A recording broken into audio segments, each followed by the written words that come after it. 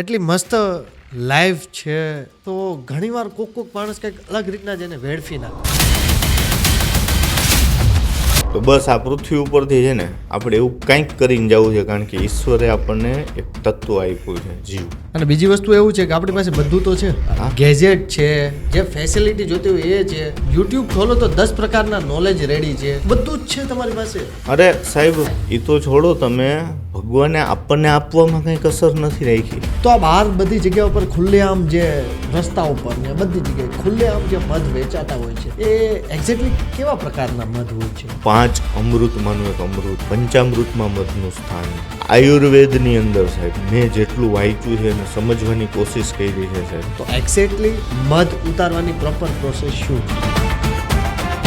તો મેન તમારે જે બ્રાન્ડનું નામ છે મધુધાર, રાખવા પાછળનું કોઈ મુખ્ય કારણ ખરું? કે આ બનાવી તો છે, પણ આને સ્કેલેબલ કેવી રીતે કરશું આપણે? સાહેબ એવું વિચાર્યું, IIM-માં મેં કીધું એમ્પ્લોયમેન્ટ લેવા માટે જવું આપણે. શું છે તો મેન વિઝન શું છે? અને બધી વસ્તુ મધુધારા બેકર્સ અમે એસ્ટાબ્લિશ કરશું,